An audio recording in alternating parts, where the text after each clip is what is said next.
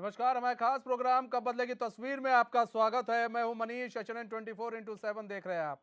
बलरामपुर जिले में लगातार 2 दिनों से हो रही बारिश को लेकर राप्ती नदी का जलस्तर तेजी से बढ़ना शुरू हो गया है। वहीं नदी का जलस्तर बढ़ने की वजह से कई गांव में पानी भर गया है, जिससे गांव के लोगों का जनजीवन अस्त व्यस्त हो गया है। नदी का जलस्तर बढ़ता देख जिला प्रशासन भी अलर्ट मोड पर है। वहीं मौके पर पहुंचे जिला अधिकारी डॉक्टर महेंद्र कुमार, अपर जिला अधिकारी राम अभिलाख और SP राजेश कुमार सक्सेना पहुंच गए, जहां पहुंचकर सभी अधिकारियों ने कोडरी घाट पुल का निरीक्षण किया। आपको बता दें कि इस समय राप्ती नदी का जलस्तर खतरे के निशान से तकरीबन 1 मीटर ऊपर है, जिसके बारे में कंट्रोल रूम को अलर्ट कर दिया गया है और PSC की फ्लड यूनिट को तैनात कर दिया गया है। ये तस्वीर हमने आपको कल दिखाई थी और इस तस्वीर को दिखाने का हमारा मेन मकसद ये था कि किस तरह से जो प्रशासन है, प्रशासन की अनदेखी हो रही थी। वहाँ पर जो ग्रामीण फंसे हुए हैं, जहाँ जिन गांव में पानी घुस गया है, उन गांव तक जो सुविधा है वो मुहैया नहीं कराई गई थी। तो आज भी चीज़ें कुछ बेहतर नहीं हुई हैं, पानी बढ़ गया है और गांव के लोग परेशान हैं, क्योंकि जो सुविधा मुहैया कराई जानी थी, जो मूलभूत सुविधाएं उनको दी जानी थी प्रशासन के द्वारा, वो उन तक नहीं पहुंच रही है।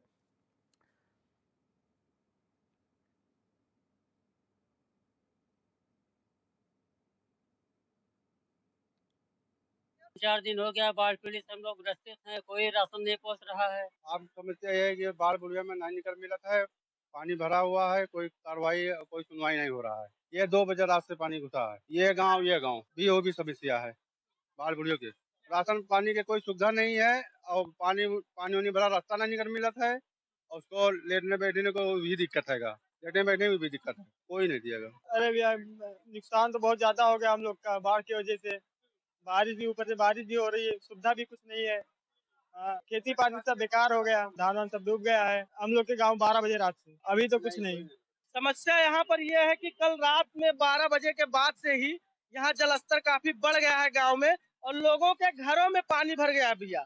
और यहाँ पे अभी तक शासन प्रशासन के द्वारा कोई भी सहायता नहीं पहुंचाई गई है। न नाई की व्यवस्था है, न खाने के लिए कुछ दिया गया। लंच पैकेट तक लोगों को यहाँ नहीं बांटा गया है कि लोग खाना खा सके। छोटे छोटे बच्चे हैं, बुजुर्ग हैं, बीमार हैं, यहाँ पर मौजूद है।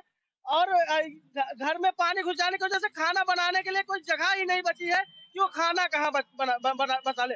और जो जानवर है उनको कहाँ लेके जाए, किस जगह पे उनको रखे, क्योंकि आप देख रहे हैं जब आप रोड पे मौजूद है और किस तरीके से ये देखिए पानी बह रहा है। और पीछे जो गाड़ी है ये सुबह करीब वही 8-9 बजे के बीच में ले जा रहे थे और बह गई है। जो भी मदद दी जानी है गवर्नमेंट की गाइडलाइन के अनुसार सारी मदद उनको मुहैया कराई जा रही है।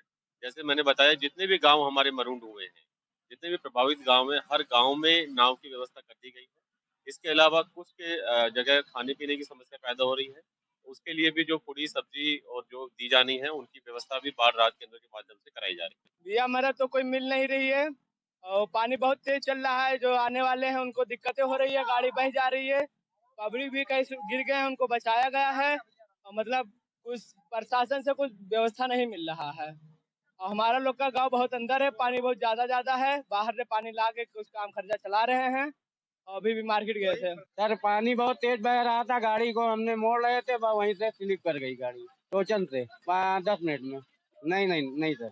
अभी हमारी गाड़ी बलरामपुर शहर में गई थी किसी काम से, जो कि आ रही थी, लेकिन पानी का प्रेशर इतना ज्यादा है कि ड्राइवर समझ नहीं पाया और जो है गाड़ी डिसबैलेंस हो गई, जिसको अभी टोचन करके निकाला गया है। ये स्कूल की गाड़ी है, पॉइनियर पब्लिक स्कूल बलरामपुर, अभी टोचन करके यहाँ से निकाला गया है। अरे हम कालीथान में रहते हैं, देखिए सब पूरा गांव हमारा बलरामपुर देहात में जो पूरा गांव हम लोग का बह रहा है और खाने पीने का कोई भी इंतजाम नहीं। अब लोग अभी सब बताइए, जो हम कहाँ जाओ, प्रशासन का कोई भी सुविधा नहीं मिल रहा है। बस यही हमारा कहना है जी। अभी तो कोई चीज नहीं पहुंचा, अभी कोई व्यवस्था नहीं हुआ है।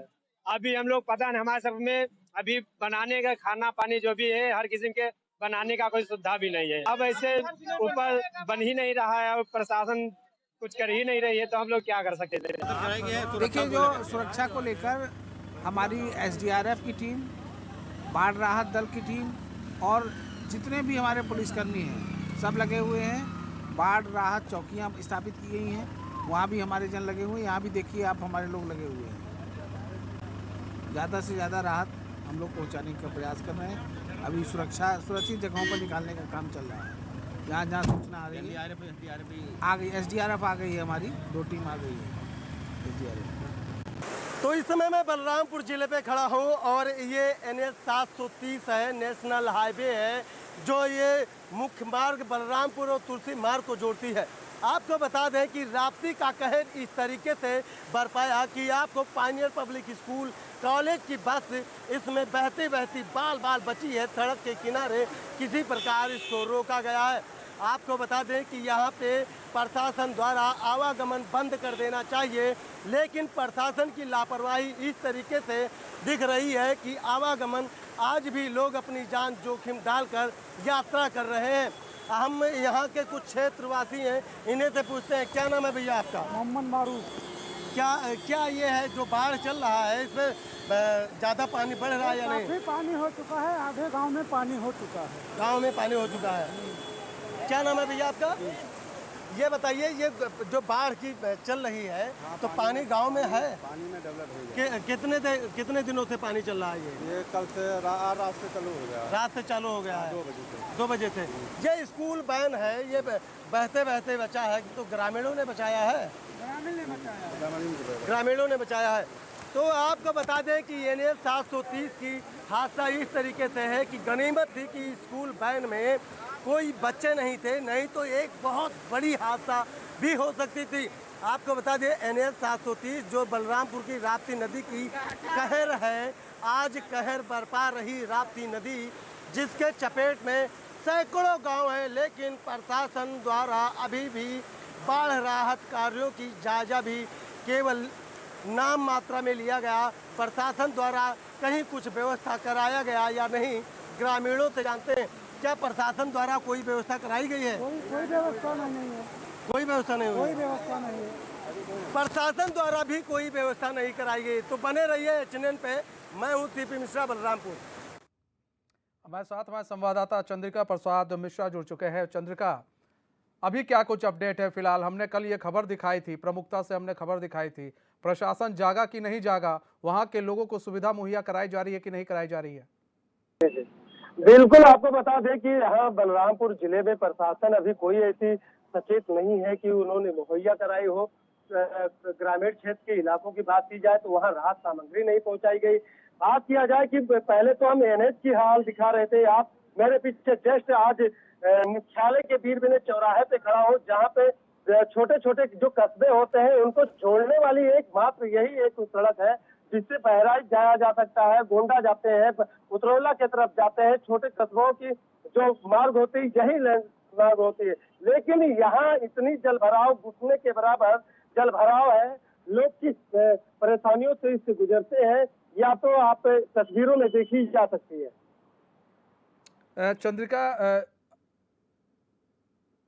चंद्रिका जी, सबसे बड़ी चीज ये है कि प्रशासन के तरफ से कोई सुविधा मुहैया नहीं कराई जा रही। जिन गांवों में पानी भर गया था वहां के लोग खा क्या रहे हैं? सबसे बड़ी चीज खा क्या रहे हैं, कैसे रह रहे हैं, पानी कैसे पी रहे हैं वहां के लोग? ये तो प्रशासन केवल हवा हवाई कह रही है कि प्रशासन कह रही है कि यहाँ हम पहुंचा रहे हैं राहत सामग्री। जैसे सोनपुर देख लिया जाए या सोनार देख लिया जाए, बिजलीपुर देख लिया जाए, कालिखान देख लिया जाए, ऐसे ऐसे गांव से फोन आ रहे हैं बराबर कि हमको खाने के लिए कुछ चीजें नहीं है, पीने के लिए पानी नहीं है। तो आखिर जब वहां से फोन आखिर आता है तो लोग कैसे नहीं पहुंचा? बगल में मिर्जापुर है, जलाया है, बिजलीपुर है, ऐसे ऐसे स्थानों से खाने पीने के लिए कोई सामान नहीं पहुंच रहे, लोग परेशान है। लोग परेशान है, प्रशासन की तरफ से कोई कार्रवाई नहीं की जा रही है। प्रशासन ने अभी तक, क्या प्रशासन ने कुछ भी नहीं किया है? मतलब प्रशासन तो जाती है, केवल देख के चली आती है। प्रशासन क्या कर रही है?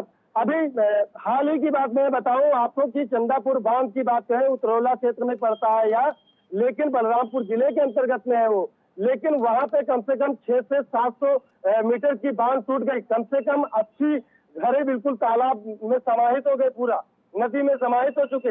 लेकिन वहां भी प्रशासन बिल्कुल फेल नजर आ रही है, कहीं कहीं कुछ नहीं पहुंच रहा है, राहत सामग्री एक बोट तक नहीं पहुंचा पा रहे हैं। ये जो हमारे साथ बीजेपी विधायक जुड़ चुके हैं, पलटू राम जी, स्वागत है HNN में आपका। जी धन्यवाद भाई साहब। हाँ पलटू राम जी, बड़ी दयनीय स्थिति है बलरामपुर में। वहाँ पर जो पानी है वो घरों में घुस गया है, गांव के जो लोग रहते हैं उन लोगों को सुविधा नहीं मुहैया हो रही है, खाने के सामान नहीं मिल रहे हैं, पानी नहीं मिल रहा, बड़ी असुविधा हो रही है लोगों को। भाई साहब, बात सत्य है, असुविधा है, चूंकि ये बिल्कुल जो है एक भीषण त्रासदी है। और ये 1969 के बाद लगभग मानकर चलिए कि 50+ जो है साल बीत जाने के बाद ये त्रासदी आई है। तो सर ये कैसे सही होगा? इसको शासन प्रशासन के द्वारा इसकी अनदेखी की जा रही है, कैसे सही होगा? नहीं, शासन के द्वारा पूरी मुस्तैदी से काम किया जा रहा है। लगभग मेरी विधानसभा क्षेत्र में ही 150 नावें लगी हुई हैं, 5 एनडीआरएफ की टीम लगी हुई है, 15 एसडीआरएफ की टीम लगी है, पीएससी के नौका जो अलग से लगे हुए हैं।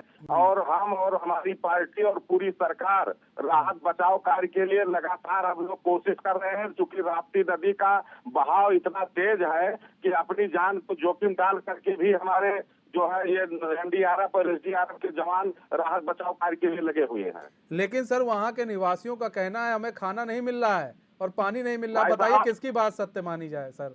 नहीं भाई साहब, खाना की जो बात है वो चूंकि कल अचानक पानी आया है, अभी तत्काल जो है जो लोग फंसे हुए हैं उनको रेस्क्यू करके निकाला गया है। और उसके बाद उसी बोट पर जो लोग अपने घरों में हैं उनको राहत सामग्री पहुंचाई जा रही है। लेकिन सर ये वो लोग कह रहे हैं हमें कुछ मिल ही नहीं रहा, बस एसडीआरएफ और एनडीआरएफ की टीम तो नजर आ रही है कहीं कहीं पर, लेकिन कई जगह तो नाव भी नहीं है।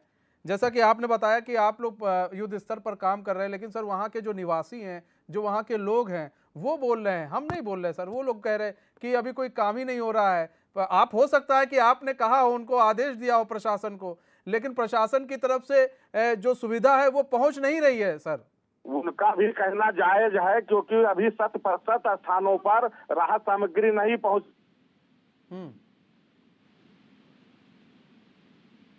पलटूराम जी, आपको आवाज आ रही है?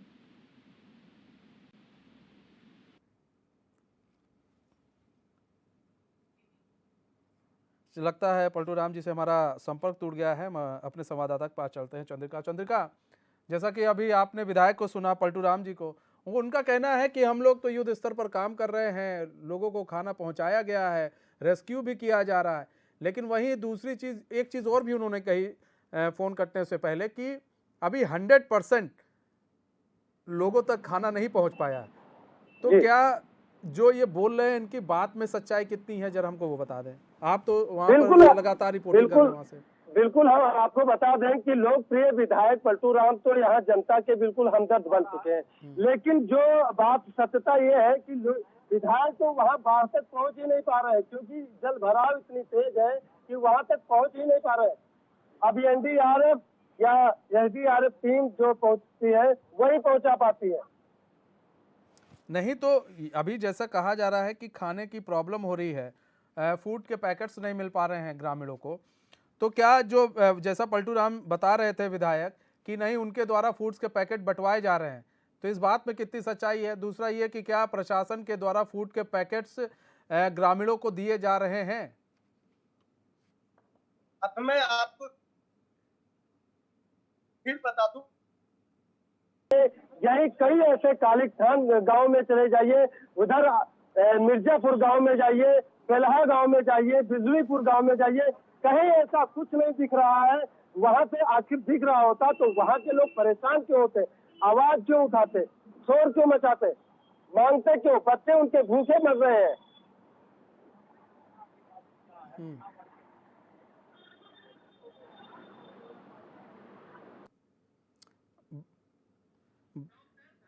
हमारे साथ डॉक्टर भानु त्रिपाठी जुड़ चुके हैं, सपा नेता हैं। डॉक्टर भानु जी, स्वागत है एचएनएन में आपका। जी धन्यवाद। जी डॉक्टर भानु जी, बलरामपुर में एक बड़ी त्रासदी इस बार देखने को मिल रही है। बताया जा रहा है 1979 के बाद ये पहली, उसके बाद अब इस तरह की त्रासदी देखने को मिल रही है। गांव के लोग बहुत परेशान हैं, फूड के पैकेट्स नहीं मिल रहे हैं उन लोगों को, फंसे हुए हैं। सरकार की तरफ से और जो सरकारी तंत्र की तरफ से जो काम करना चाहिए वो अभी कहा जा रहा है उतना सही तरीके से नहीं हो रहा है। सर आप लोग की तरफ से भी तो कोई मदद की जा सकती है ना? नहीं, हम लोग कर रहे हैं और बहुत बड़ी विभीषिका है ये बाढ़, बहुत बड़ा बाढ़ है। हम लोगों ने अपने 42 ईयर्स लाइफ में नहीं देखा। उससे पहले भी लोग बताते हैं कि इतनी बड़ी बाढ़ जनपद बलरामपुर में नहीं आई। इस पे जो प्रशासन कह रहा है, प्रशासन ने कभी अलर्ट मोड में किया ही नहीं जनता को कि बाढ़ आने वाली है। जैसे प्रशासन को ये जानकारी हो जाती है कि अब बाढ़ वहां से पानी छूटने वाला है नेपाल से, बट ऐसी कोई सूचना नहीं दी गई प्रशासन द्वारा गांव में चौकीदार के माध्यम से, प्रधान के माध्यम से, जिला पंचायत सदस्य के माध्यम से, विधायक के माध्यम से कि बाढ़ विदिन 24 घंटे में, 36 घंटे में, 48 घंटे में आपके जनपद में प्रवेश करेगा। ऐसी कोई सूचना नहीं दी गई, कोई अलर्ट मोड में नहीं था। एकाएक ये त्रासदी आ गई है और जो राहत के नाम पे बात हो रही है, राहत के नाम पे भी वो सुविधाएं आम लोगों के बीच में नहीं पहुंच पा रही हैं। चाहे वो मोमबत्ती हो, चाहे वो माचिस हो, चाहे जो है वो खाने पीने की सामग्री हो, दवाइयां हो, कोई व्यवस्था अभी तक पूर्ण रूप से वहां नहीं पहुंच पा रही हैं। क्योंकि काफी पानी है, प्रशासन जो है इसमें अभी तक फेल दिख रहा है। अच्छा, दूसरा इसका जो शहर इससे इफेक्टेड हुआ, बलरामपुर शहर जो इफेक्टेड हो गया, उसका मूल कारण आप जान लीजिए कि चूंकि शहर के आसपास जितने पानी के नंबर थे, जितने नजूल की भूमि थी, जितने जो है लो लैंड थे, उसको भूमाफियाओं द्वारा कब्जा कर लिया गया और उस पर प्लाटिंग का कार्य, मट्टी पाट करके प्लाटिंग का कार्य चालू कर दिया गया। शहर जो है वो टापू बन गया, शहर घिर गया, चारों तरफ मिट्टी पाट दी गई, उससे शहर में भी पूरा जो है व्यवस्था फैल गया। पूरे शहर में पानी की अत्यधिक पानी, पूरे शहर में आप पता कर लीजिए, पूरे शहर में पानी हो गया। कभी शहर में पानी नहीं आता था, जनपद के मतलब इस मुख्यालय के शहर में पानी एक आध मोहल्लों में आता है। इस बार पूरा कमर बराबर पानी पूरे शहर में चल रहा है। लोग अपना घर छोड़ के पलायन करने की स्थिति में हैं। डॉक्टर भानु जी, आप लोग क्यों नहीं मदद कर देते इन लोग की? अगर प्रशासन नहीं कर रहा है तो कुछ पैकेट्स आप लोग भी दे सकते थे गांव के लोगों को, लेकिन वहां तो कोई भी नेता दिख ही नहीं रहा है। फोन कर रहे हैं एक नाय के लिए कि नाय दे दीजिए, वोट दे दीजिए।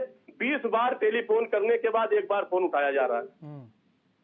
जी, प्रशासन कोई चीज गंभीरता से नहीं ले रहा है। अगर एसडीएम के पास फोन किया जाए तो तहसीलदार को बताता है, तहसीलदार के पास किया जाए तो कहता है लेखपाल से बात कर लीजिए, लेखपाल का नंबर स्विच ऑफ आ रहा है, फिर कभी खुलता है तो कहता है नेटवर्क नहीं है। बहुत विकराल स्थिति है, आप जान लीजिए। अच्छा, आप लोग मदद करने की सोच रहे हैं लेकिन मदद कर नहीं पा रहे हैं, आपका कहना है? जहाँ तक हम लोग जा सकते हैं, क्योंकि पानी बहुत ज्यादा है, अंदर जाना पॉसिबल नहीं है, क्योंकि बोट और नाव की व्यवस्था नहीं दी जा रही है। जहाँ हम लोग चाहते हैं या मतलब जहाँ पहुँचाने की वो है, उसके बावजूद जहाँ नाव मिल रही है, जहाँ जिस तरीके से हो पा रहा है, हम लोग जो है पूरी तत्परता से लगे हैं और राहत सामग्री पहुँचा रहे हैं, लोगों की मदद कर रहे हैं। और सबसे ये अपेक्षा करेंगे, माननीय मुख्यमंत्री जी से कहेंगे कि इस जनपद को विशेष नजर वो दौड़ाएं और जो है राहत सामग्री, राहत कार्य व्यापक पैमाने पे युद्ध स्तर पे कराने का कार्य करें। युद्ध स्तर पर लोगों तक राहत सामग्री का सामान पहुंचाया जाए। धन्यवाद डॉक्टर भानु त्रिपाठी जी हमारे साथ जुड़ने के लिए। चंद्रिका, आपने सुना सपा नेता थे, वो कह रहे हैं कि हम लोग जहाँ जहाँ हो सक रहा है वहाँ हम लोग फूड की पैकेटिंग बांट रहे हैं, लेकिन जब प्रशासन को फ़ोन मिलाओ तो वो लोग कन्नी काट लेते हैं, वो लोग हमें नाव नहीं दे रहे हैं, वरना हम गांव में जाकर फूड के पैकेट्स बांटें। तो कमी किस में है? एक तो अब ये कह रहे हैं सपा नेता कि नहीं हम लोग काम कर रहे हैं। आपको क्या काम करते हुए दिखे? कोई भी विपक्ष का नेता काम करते हुए दिखा? और जैसा कि वहाँ के जो अधिकारी हैं, जो नंबर्स के लेकर इन्होंने अभी सवाल उठाए कि नंबर नहीं उठा रहे हैं, तो इन बातों पर सच्चाई कितनी? जरा प्रकाश डालिए इस पर। जी बिल्कुल, जैसे अभी सपा के नेता भानु त्रिपाठी जी ने बताया कि हम लोगों को नाव नहीं मिल पा रही, ऐसे ही आज दूसरे कांग्रेस पार्टी के भी एक नेता धीरेन्द्र प्रताप धीरू सिंह, वो स्वयं अपना खुद एक नाव लेकर खुद स्वयं गए थे आज राहत सामग्री पहुंचाने। इसीलिए मैं आपको फिर पुनः अवगत कराऊं कि वो बार बार मांगते हैं प्रशासन से नाव, लेकिन प्रशासन नाव नहीं उपलब्ध करा पा रही है। ग्रामीण क्षेत्र में अभी जल्द ही आज के डेट में फोन आया था कि घर में खाना बनाने के लिए कोई सामग्री नहीं है और यहाँ पे सामान नहीं पहुँच पा रही है। वहाँ से बार बार फोन आ रहा है, लोग राहत सामग्री पहुँचाना चाहते हैं लेकिन पहुँचा भी नहीं पाते हैं, क्योंकि राहत सामग्री पहुँचाने के लिए बोट मिल ही नहीं रही, नाव मिल नहीं रही है। केवल प्रशासन केवल दावे पे दावे करती जा रही है कि हम केवल अच्छा मतलब राहत सामग्री पहुंचा रहे हैं, लेकिन राहत सामग्री प्रशासन द्वारा पहुंचाया जाता होता तो ऐसे क्यों होता? अच्छा, आज क्या पानी फिर से, क्या पानी का बहाव तेज हुआ है कि कुछ कम हुआ है? लोगों को कुछ बिल्कुल राहत मिलेगी? पानी की बहाव वैसे ही बना हुआ है और थोड़ा सा तेज हुआ है, लेकिन पानी इसलिए पूरे शहर में कमर बराबर पानी चल रहा है। अच्छा, ये भी कहा जा रहा है कि अलर्ट जारी नहीं किया गया था। बने रहिए चंद्रिका, हमारे साथ प्रतीक मिश्रा जुड़ चुके हैं, कांग्रेस के नेता हैं। प्रतीक जी, स्वागत है एचएनएन में आपका। जी सर। प्रतीक जी, 1979 के बाद से ये आप लोग देख रहे हैं इस तरह की बाढ़ की स्थिति बलरामपुर में। प्रशासन की तरफ से अभी उचित सुविधा मुहैया नहीं कराई जा रही है, जैसा कि वहाँ के लोगों का कहना है। और लोगों का कहना है कि कोई नेता हमारे पास नहीं आ रहा। जब वोट मांगना होता है तो सभी नेता आते हैं, आज कोई नेता नहीं दिख रहा है, ना विपक्ष दिख रहा है, ना सत्ता पक्ष दिख रहा। सर, हमारे उधर 2016 का जो बांध था वो कभी भी टूट सकता था। आज पूरा दिन हम लोग उस बांध के मरम्मत में, कोई प्रशासन की तरफ से नहीं आया। हम आपको इसके विजुअल भी भेज सकते हैं। और हम लोगों ने पूरे एकजुट होकर के मिट्टी पटा के उसको किसी तरीके से रोका है। और सर, जैसे किसी के पास जाने के लिए कीमत की सुविधा अगर प्रशासन दे तो हम लोग वहाँ पे पहुंचे, कैसे जाएं, आप ही बताएं। अभी आपको बताएं, एक सपा नेता थे, ठीक है जी जी। अभी हाँ, हमारे पत्रकार बता रहे थे वहाँ के सपा नेता खुद उन्होंने नाव की, कहीं से जुगाड़ किया नाव का, और वो गए, लोगों तक राहत सामग्री उन्होंने बांटी है। देखिए, जिसको अंदर करने की इच्छा होती है वो कुछ भी कर सकता है सर। जी जी। सर, शहर डूबने की जगह पे है। अगर बांध की मरम्मत हम लोग एकजुट होकर के ना करें, अभी आपको विजुअल भेज में पानी रिसाव हो रहा है और बांध कभी भी टूट सकता है। और अगर बांध टूट गया तो जो भयावह स्थिति होगी उसका आकलन बहुत मुश्किल है सर। नहीं, ठीक है, आपके इतने कार्यकर्ता हैं वहाँ पर, इतने लोग हैं, आप किसी से भी कह देते कि भाई अगर कोई नहीं पहुंचा पा रहा, तुम लोग थोड़ी सेफ्टी कराओ। हमारे जिला अध्यक्ष जी बैठे हैं, हमारे पीसीसी सदस्य बैठे हैं, और वो आज पूरा दोपहर एक गांव है बगल में, खमहुआ नाम का गांव है, पूरा गांव डूब गया है। अभी भी बैठ के खाने की व्यवस्था कैसे होगी, क्या होगी, उसी पर चर्चा हो रही है। तो सर किस तरह, आप एक मिनट, मैं उनसे भी आपको बात करा दे रहा हूँ, जो हमारे जिला अध्यक्ष जी हैं, एक मिनट लीजिए।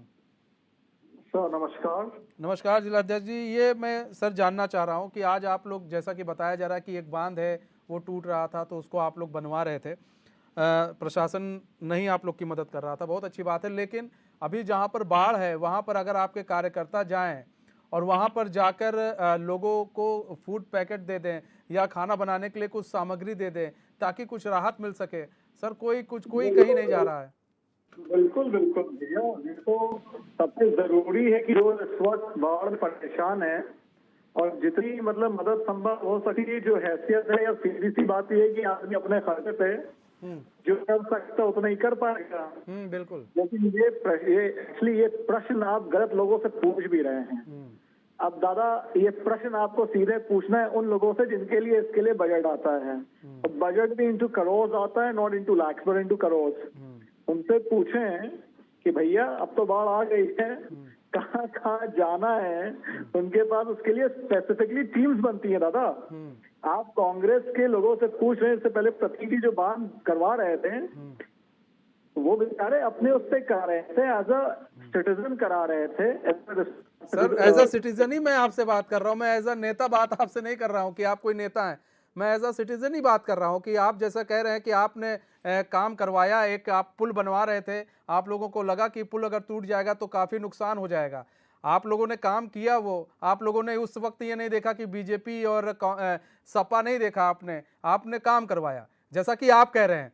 वैसे ही मैं कह रहा हूं कि एज अ सिटीजन आप लोग देखिए, सवाल तो वास्तव में हम लोग पूछ रहे हैं, ऐसा नहीं है कि हम आपसे पूछ रहे हैं, हम आप पर सवाल उठा रहे हैं, हम सवाल नहीं उठा रहे। लेकिन जब आप लोग जैसे वोट मांगने जाते हैं तो लोग कहते हैं कि उस वक्त हमारे पास कांग्रेस के भी आते हैं, सपा के भी आते हैं, बसपा के भी आते हैं, बीजेपी के भी आते हैं, लेकिन जब ऐसी स्थिति होती है तो कोई पार्टी हमारे साथ नहीं खड़ी होती। हम इसलिए सवाल पूछ रहे हैं कि कम से कम अगर आप लोग एक टीम बनाकर कुछ पैकेट्स अपनी तरफ से, जैसा आपने कहा जितनी हैसियत है उतनी हैसियत के हिसाब से अगर आप लोग भेज दें, कुछ लोगों का भला हो जाए तो शायद ये अच्छा रहेगा। ये दबाव आप बनाइए प्रशासन पे, क्योंकि देखिए नेता चाहे विधायक हो चाहे सांसद हो, इररिस्पेक्टिव ऑफ द पार्टी, विधायक सांसद के पास ना साधन है, ना उनका बजट है, ना उनकी हैसियत है कि उसमें कुछ कर सके।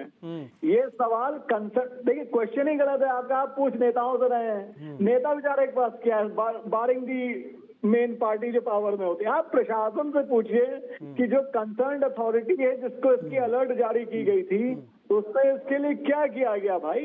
ये सवाल प्रशासन से पूछे दादा, नेता इसमें क्या बोल पाएंगे आपको? नहीं सर, इसमें नेता को बोलना नहीं है, नेता को थोड़ा बहुत करना होता है। जो एक उम्मीद लगाता है, हर एक इंसान उम्मीद लगाता है। धन्यवाद प्रतीक जी हमारे साथ जुड़ने के लिए, और जिला अध्यक्ष जुड़े थे हमारे साथ, उनको भी बहुत बहुत धन्यवाद हमारे साथ जुड़ने के लिए। तो जैसा कि ये कह रहे थे कि सवाल प्रशासन से, सरकार से, मौजूदा सरकार से बिल्कुल पूछना चाहिए, और हम पूछ भी रहे हैं, सवाल उठा भी रहे हैं। इसीलिए हमने दोबारा इस खबर को ली। हमने कल भी ये खबर चलाई थी, हमने आज भी ये खबर इसलिए चलाई ताकि प्रशासन जाग जाए, वहाँ का सरकारी तंत्र जाग जाए, वहाँ के नेता जाग जाए। और नेता में सब आते हैं, चाहे वो भाजपा हो, चाहे सपा हो, चाहे कांग्रेस हो, कोई भी अपने दायित्व से नहीं भाग सकता है, क्योंकि जब वोट की बारी आती है तब ये लोग उन्हीं ग्रामीणों के पास पहुंचते हैं जो लोग आज फंसे हुए हैं। उस वक्त ये लोग उनके पैर भी छूते हैं, दादा भी कहते हैं, बहन भी कहते हैं, भाई भी कहते हैं, सब कुछ कहते हैं। क्यों? क्योंकि इन्हें वोट चाहिए होता है। और अगर आज वो लोग फंसे हैं तो हम चाहते हैं कि एक मानवता के नाते, ना देखिए सरकार, ना देखिए प्रशासन, एक मानवता के नाते ऐसे लोगों की मदद करनी चाहिए। हमें, आपको, हम सबको ऐसे लोगों के लिए आगे आना चाहिए। बहरहाल हमारे इस खास बुलेटिन बस इतना ही। अब मुझे दीजिए इजाजत, तो खबरों के साथ बने रहने के लिए देखते रहिए एचएन न्यूज़। नमस्कार।